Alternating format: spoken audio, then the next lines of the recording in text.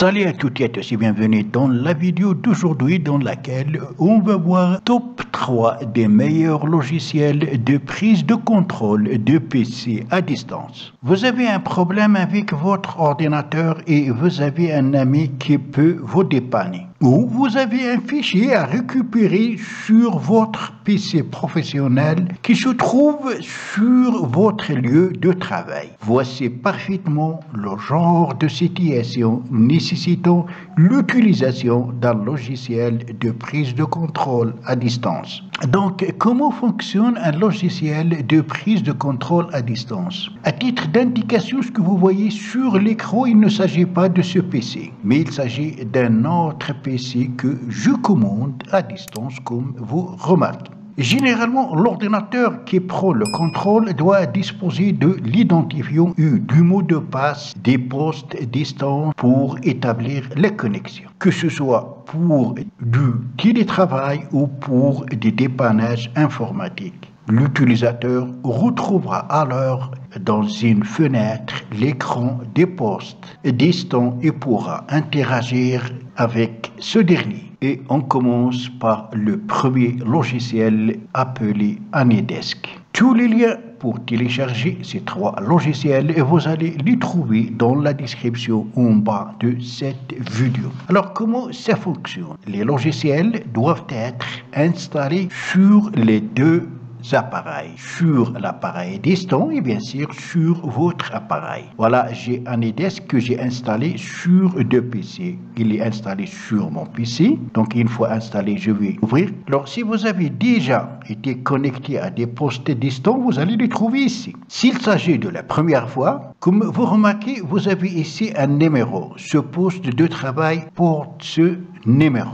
Vous allez cliquer sur Inviter et vous allez mettre ici le numéro qui se trouve ici. Ça veut dire le numéro affiché sur l'appareil distant. Bien sûr, le propriétaire va vous communiquer ce numéro par tous les moyens, par téléphone, par email, par WhatsApp, etc. Et vous allez le mettre ici et après vous allez cliquer sur Inviter. Il va recevoir donc un message, il peut accepter ou refuser. Alors pour qu'il vous autorise à accéder à son poste, bien sûr, il doit cliquer sur accepter. Voilà, moi je vais cliquer ici, procédure de connexion en cours.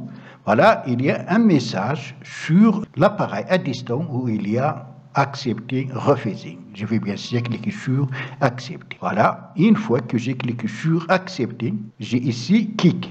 Donc, il peut quitter. Voilà, je peux donc naviguer sur cet appareil, je peux accéder à des fichiers, je peux naviguer sur Internet, je peux faire tout ce que je souhaite. Je peux donc le dépanner, je peux lui expliquer comment faire, je peux même télécharger des fichiers s'il s'agit de mon PC professionnel à distance et plus encore. Donc, il est très pratique. Là, il s'agit des postes à distance auxquels ce PC est connecté. Le nom, connecté depuis quand, etc. Et pour quitter, il suffit qu'il clique sur quitter. Voilà, je vais cliquer et voilà. L'utilisateur de poste distant a mis fin à la connexion. Je peux donc répéter ou cliquer sur OK pour quitter. Donc c'est très facile à le faire. Si je souhaite me reconnecter à nouveau sur ce poste, je l'ai déjà. Donc, il suffit de cliquer dessus. Si je souhaite inviter un nouveau poste, je clique sur inviter et après je fais entrer le code. Le code, bien sûr, des postes distants. Ça, c'est mon code. Si quelqu'un d'autre va m'inviter, je vais lui donner ce code. Et après, je clique sur accepter. Ainsi, il va pouvoir se connecter à distance à mon appareil. Alors, le deuxième logiciel, c'est TeamViewer. Donc, c'est un autre logiciel. Mais pour ce logiciel, pour l'utiliser, vous devez créer un compte. Bien sûr, il suffit de laisser un mot de passe et une adresse mail. Et voilà, vous avez ici votre identifiant. Alors, pour rejoindre une session, si vous êtes invité, vous allez cliquer sur rejoindre une session. Si vous allez créer une session pour inviter quelqu'un d'autre, vous allez cliquer sur créer une session. Là, voilà, Ce lien, vous allez le partager avec le poste distant. Vous pouvez le lui envoyer par email, par d'autres moyens, WhatsApp, etc. Après, cliquez sur enregistrer et la connexion se fera. Le troisième et dernier logiciel, c'est TrustDisk. Voilà, c'est très simple. Celui-là, vous avez ici votre identifiant. Vous allez entrer ici l'identifiant de l'appareil distant à contrôler.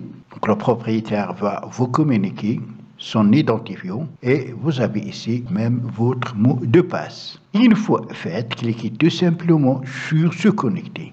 Vous pouvez même transférer des fichiers. Tous ces logiciels, vous pouvez les utiliser gratuitement pour une utilisation bien sûr personnelle et non pas pour les utilisations professionnelles. Sinon, dans ce cas, il faut les acheter. Donc, fin de cette vidéo. J'espère qu'elle vous sera plu. Si c'est le cas, n'oubliez pas de la liker et la partager avec vos amis sur les réseaux sociaux. Et si vous êtes pour la première fois sur ma chaîne, n'oubliez pas de vous abonner et aussi activer la cloche pour ne pas rater mes prochaines vidéos. À la prochaine fois.